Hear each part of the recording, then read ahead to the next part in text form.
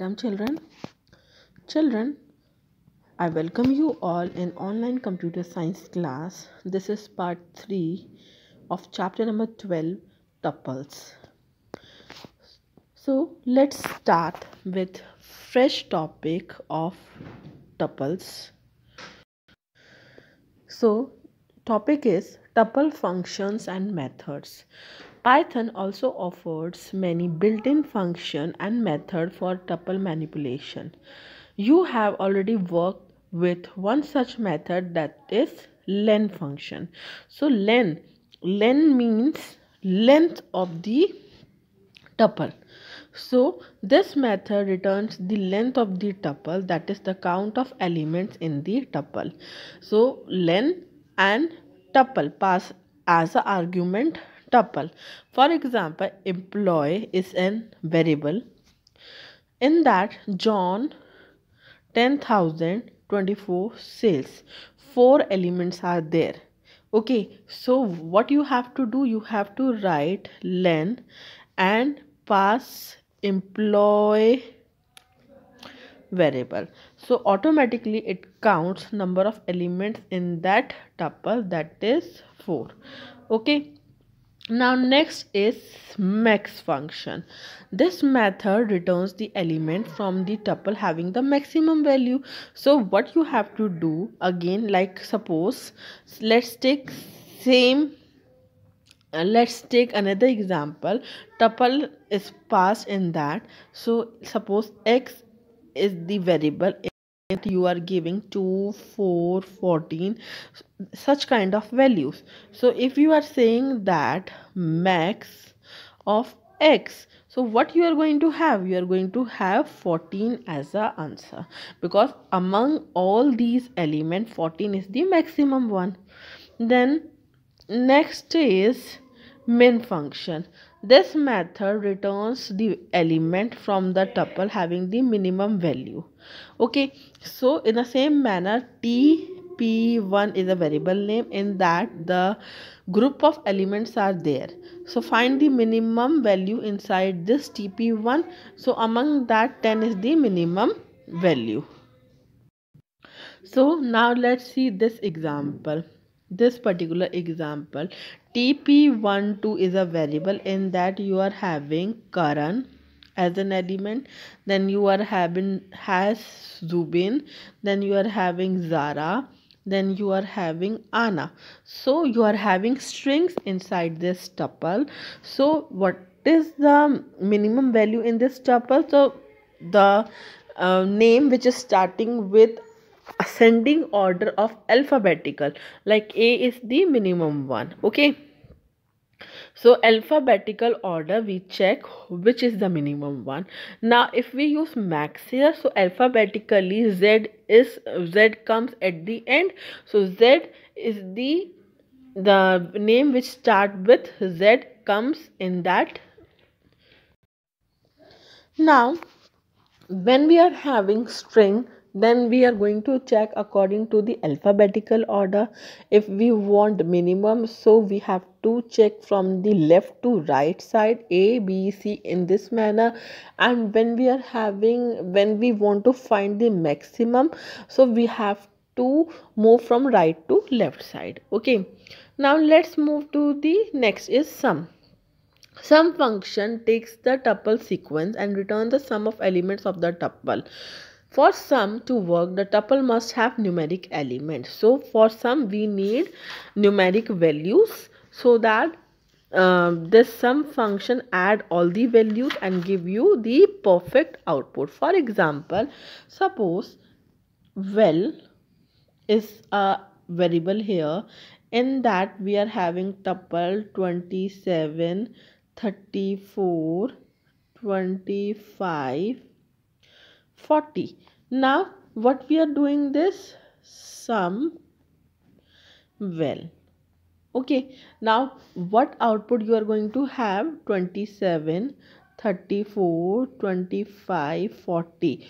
The addition of all these 4 elements, then at the end you will get 1, 2, 6 answer. Okay, So in this way we can use the sum function. Next is for sum function. So this example we have just discussed this example. Let's talk about the next inbuilt function, that is index. Index works with tuples in the same way it works like list. So T1 list is 3456.0. So if we want to know the position of any element of this particular list, what we have to do, you have to write T1 dot index 5 index we need to ask. So at what position it is, we are having 5, 0, 1, 2. At 2 position we are having. So but if we given item does not exist in the tuple, it raises value error exception. So if that element is not present in the list and you want to search the position of that element only, so you will face the error. What kind of error you will face? Value error exception. Now next is write a program to print the index of the minimum element in a tuple. So now what you need to know, you need to know the index value of minimum value inside the tuple. So first of all enter a tuple, then minimum value we want. So how we can find out? Min, then pass that tuple. So minimum value is going to have and it is going to store inside the mn value. Now print minimum value is mn, is that index, then tup index mn. So both index and minimum value we are function we are using in this. Okay, next is count method. Count method returns the count of a member element object in a given sequence, list and tuple. You can use the count function. So number of times something is repeating, with the help of that we can use the count function. So concentrate here. In this we are having a tuple 2, 4, 2, 5, 7, 4, 8, 9, 11, 7, 22. So what we need? Count how many times 2 is repeating. So 3 times it is repeating, you are going to have 3 answer. Now next function is tuple method. This method is actually the constructor method that can be used to create tuple from different types of values. It works as per the following syntax. See children, now here a new word is used. New word has been used, that is constructor method. Constructor method means same name as the function. So here tuple ABC. So ABC is already a tuple and it is going to store inside the T. So you are going to have A, B, C in this way. Okay. Now next is indirectly modifying the tuples. Tuples are immutable counterparts of list. If you need to modify the content often of a sequence of mixed type, then you should go for list only. However, if you want to ensure that sequence of mixed type is not accidentally changed or modified, you go for tuples. So using tuple unpacking. So unpacking and packing, this concept we have already discussed in the previous slide. Previous video. Type tuples are immutable, so we cannot change the value of the tuples. So this is a tuple and then we have to pack. So how we can pack? Give the name as a variable, then equal to 11, 33, 66, 99. So here we are packing the tuples. After that new variables we are assigning A, B, C, D equal to TP1. So these value now going to assign to these variables. So what we are doing, we are unpacking the tuples. Redefine or change the desired value variable, say C. Now here you can change the C value. So C value we are giving 77 here. Then repack the tuple with change value. Now again we are repacking the tuple in this way. So we can change the tuple value by two methods. First is using tuple unpacking and then constructor function. Constructor function how you can use? With the help of list and tuple. See what you have to do, make the tuple. Let me zoom here. what you have to do, make the tuple Anand 35,035 admin. So TP1 is a variable here, so TP1, this is a tuple here. Now we have to change the value. Seconds is list tuple, so convert into the list, because in list is a mutable data type. When we are converting into the list, so we are having chance to change something. Now this TP1, which is in the form of tuple, convert into list. Now LST, we are having a scope to change the value. Now here LST1, at one position I am giving 45,000. Initially it was 35,000. If you check here, initially 35,000, but now we are changing with 4500. Okay, so after that, that particular list convert into tuple in this way, then again print tuple, so you are going to have this output.